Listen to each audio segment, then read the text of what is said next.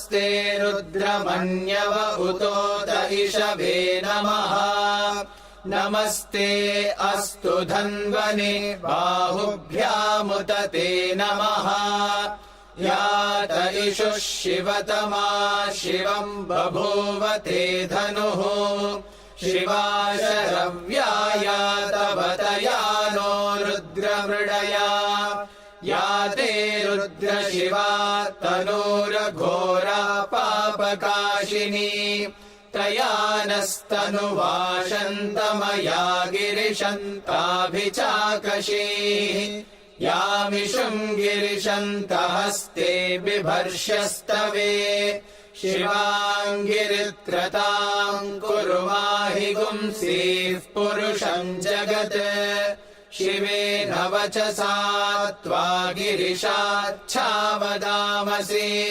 यथा नः सर्वमिज्जगदयक्ष्मगुम् सुमना असत्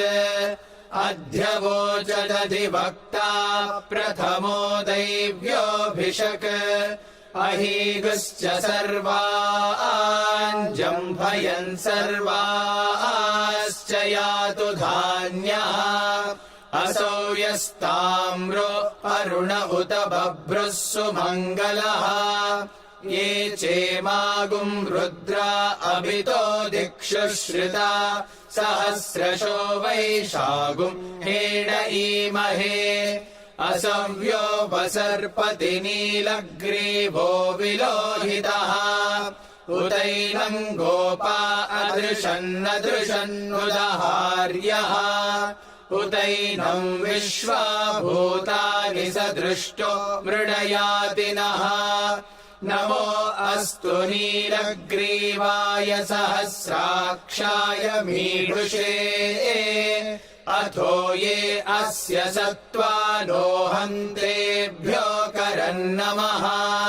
प्रमुञ्च धन्वनस्त्वमुभयोराग्नियोर्जाम् याश्च ते हस्त इषवः पराता भगवो वपा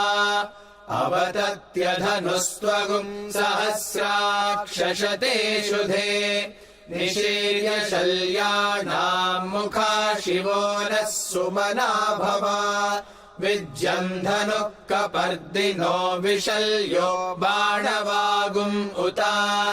अनेशन्नस्येषव आभुरस्य निषङ्गतिः या देहेतिर्मीढुष्टमहस्ते बभूव ते धनुः तयास्मान् विश्वतस्त्वमयक्ष्मया परिभुजा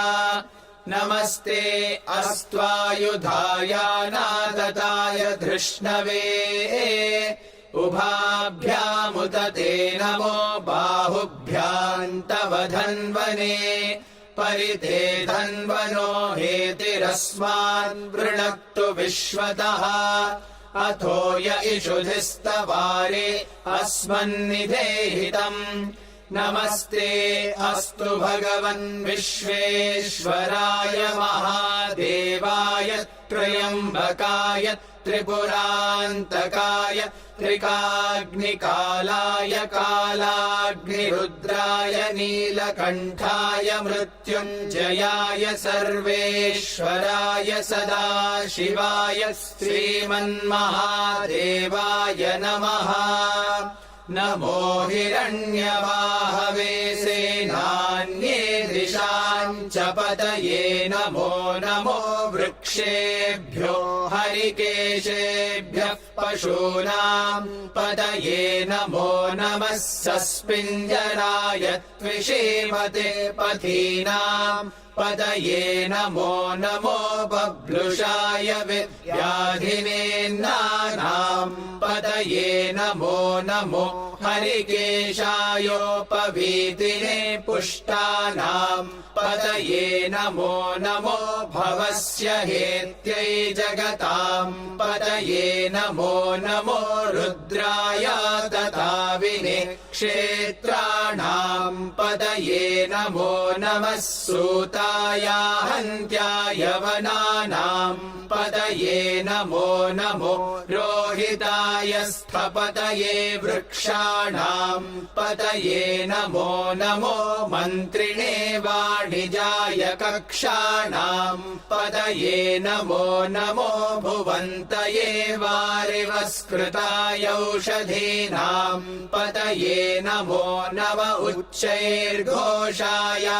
क्रन्दयते पत्तीनाम् पतये नमो नमः कृत्स्नवीताय धावते सत्त्वनाम् पतये नमः नमः सहमानाय निर्व्याधिन आव्याधिनीनाम् पतये नमो नमः ककुभाय निषङ्गिणे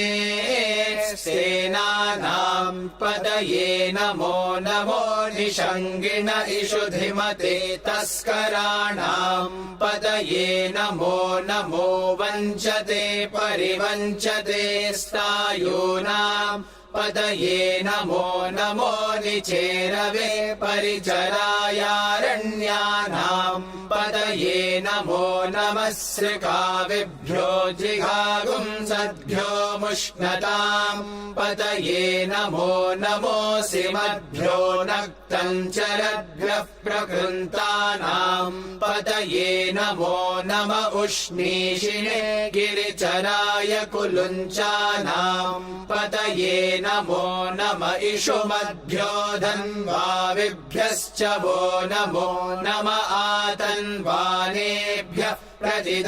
प्रतिदधानेभ्यश्च वो नमो नम आयच्छद्भ्यो विसृजद्भ्यश्च वो नमो नमोऽस्यद्भ्यो विद्यद्भ्यश्च वो नमो नम आसीनेभ्यः शयानेभ्यश्च वो नमो नमः स्वपद्भ्यो जाग्रद्भ्यश्च वो नमो नमस्तिष्ठद्भ्यो धावद्भ्यश्च वो नमो नमः सभाभ्यः सभापतिभ्यश्च वो नमो नमो अश्वेभ्योऽश्वपतिभ्यश्च वो नमः नम आव्याधिनीभ्यो विविध्यन्तेभ्यश्च वो नमो नम उगणाभ्यस्त्रिगुं हतेभ्यश्च वो नमो नमो गृत्सेभ्यो गृत्सपतिभ्यश्च वो नमो नमो व्रातेभ्यो व्रातपतिभ्यश्च वो नमो नमो गणेभ्यो गणपतिभ्यश्च वो नमो नमो विरूपेभ्यो विश्वरूपेभ्यश्च वो नमो नमो महद्भ्यः क्षुल्लकेभ्यश्च वो नमो नमो रतिभ्यो रथेभ्यश्च वो नमो नमो रथेभ्यो रथपतिभ्यश्च वो नमो नमः सेनाभ्यः सेनानिभ्यश्च वो नमो नमः क्षत्रुभ्यः सङ्ग्रहीतृभ्यश्च वो नमो नमस्तक्षभ्यो रथकारेभ्यश्च वो नमो नमः कुलालेभ्यः कर्मारेभ्यश्च वो नमो नमः पुञ्जिष्टेभ्यो निषादेभ्यश्च वो नमो नम इषुकृद्भ्यो धन्वकृद्भ्यश्च वो नमो नमो मृगयुभ्यः श्वनिभ्यश्च वो नमो नमश्वभ्यः श्वपतिभ्यश्च वो नमः नमो भवाय च रुद्राय च नमः शर्वाय च पशुपतये च नमो नीलग्रीवाय च शितिकण्ठाय च नमः कपर्दिने च व्युक्तकेशाय च नमः सहस्राक्षाय च शतधन्वने च नमो गिरिशाय च शिपिविष्टाय च नमो मीढुष्टमाय चेषुमते च नमो ह्रस्वाय च वामनाय च नमो बृहते च वर्षीयसे च नमो वृद्धाय मध्याय च संवृध्वने च नमो अग्र्याय च प्रथमाय च नमः आशवे चाजिराय च नमः शीघ्र्याय च शीघ्राय च नमः ऊर्म्याय चावस्वन्याय च नमः स्रोतस्याय च द्वीप्याय च नमो ज्येष्ठाय च कनिष्ठाय च नमः पूर्वजाय चापरजाय च नमो मध्यमाय चापगल्भाय च नमो जघन्याय च बुद्ध्याय च नमः सोऽभ्याय च प्रतिसर्याय च नमो याम्याय च क्षेम्याय च नम उर्वर्याय च खल्याय च नमः श्लोक्याय चावसान्याय च नमो वन्याय च कक्ष्याय च नमः श्रवाय च प्रतिश्रवाय च नमः आशुषेणाय चाशुरथाय च नमः शूराय चावभिन्दते च नमो वर्मिणे च वरूथिने च नमो बिल्मिने च कवचिने च नमः श्रुताय च श्रुतसेनाय च नमो दुन्दुभ्याय चाहनन्याय च नमो धृष्णवे च प्रमृषाय च नमो दूताय च प्रहिताय च नमो निषङ्गिणे चेषु धिमते च नमस्तीक्ष्णे शवे चायुधिने च नमः स्वायुधाय च सुधन्वने च नमः श्रुत्याय च पथ्याय च नमः काट्याय च नीप्याय च नमः सूद्याय च सरस्याय च नमो नाद्याय च वैशन्ताय च नमः कूप्याय चावट्याय च नमो वर्ष्याय चावर्ष्याय च नमो मेघ्याय च विद्युत्याय च नमः ईद्रियाय चातप्याय च नमो वात्याय च रेश्मियाय च नमो वास्तव्याय च वास्तुपाय च ॐ हर हर हर हर ॐ नमः सोमाय च रुद्राय च नमस्ताम्राय चारुणाय च नमः शङ्गाय च पशुपतये च नम उग्राय च भीमाय च नमो अग्रे वधाय च दूरे वधाय च नमो हन्त्रे च हनीयसे च नमो वृक्षेभ्यो हरिकेशेभ्यो नमस्ताराय नमः शम्भवे च मयो भवे च नमः शङ्कराय च मयस्कराय च नमः शिवाय च शिवतराय च नमस्तीर्थ्याय च कूल्याय च नमः पार्याय च वार्याय च नमः प्रतरणाय चोत्तरणाय च नम आतार्याय च लाद्याय च नमः षष्प्याय च भेन्याय च नमः सिकत्याय च प्रवाह्याय च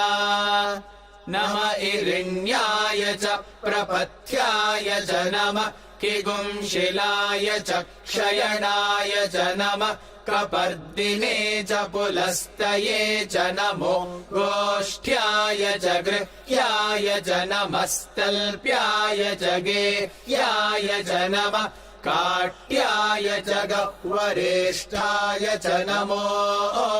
हृदयाय च निवेश्प्याय च नमः पागुंसव्याय च रजस्याय च नमः शुष्क्याय च हरित्याय च नमो लोप्याय चोलप्याय च नमः ऊर्व्याय च सूर्म्याय च नमः पर्ण्याय च पर्णशद्याय च नमो पगुरमाणाय चाभिघ्नते च नमः आखिदते च प्रखिदते च नमो वक्किरिकेभ्यो देवानागुम् हृदयेभ्यो नमो विक्षीणकेभ्यो नमो विचिन्वत्केभ्यो नम आनिर्हतेभ्यो नम आमीभत्केभ्यः द्रापे अन्धसस्पते दरिद्रन्नीललोहिता येषाम् पुरुषाणामेषाम् पशूनाम् मा भेर्मा रोमो येषाम् किञ्चनाममत् या ते रुद्रशिवा तनो शिवा विश्वाह भेषजी शिवा रुद्रस्य भेषजी तया नो मृडजीवसे इमागुम् रुद्राय तवसे कपर्दिने क्षयद्वीराय प्रभरामहे मतिम् यथा नः शमसद्विपदे चतुष्पदे विश्वम् पुष्टम् ग्रामे अस्मिन्ननातुरम् मृडानो रुद्रो तनो मयस्कृधि क्षयद्वीराय नमसा विधेमते यच्चञ्चयोश्च मनुरायजे पिता तदश्याम तव रुद्रः प्रणीतो मानो महान्तमुतमानो अर्भकम् मान उक्षन्तमुतमान उक्षितम् मानो वधीः पितरम् मोद मातरम् प्रियामानस्तनुवो रुद्ररीरिषः मानस्तोकेतनये मान आयुषि मानो गोषु मानो अश्वेषु रीरिषः वीरान्मानो रुद्रभामितो वधीर्हविष्मन्तो नमसा विधेमते आरात्ते गोघ्न उत पूरुषग्ने क्षयद्वीराय सुम्नमस्मेते अस्तु रक्षा च नो अधि च देव ब्रूह्यदा च नः शर्म यच्च द्विबर्हाः सुहि श्रुतम् गर्तसदम् युवानम् मृगन्न भीममुपहत्नुमुग्रम् मृडाचरित्रे रुद्रस्तवानो अन्यन्ते अस्मन्निवपन्तु सेनाः परिणो रुद्रस्य हेतिर्वृणक्तु परित्वेषस्य दुर्मतिरघायोः अवस्थिरा मघवद्भ्यस्तनुष्वमीढ्वस्तोकायतनया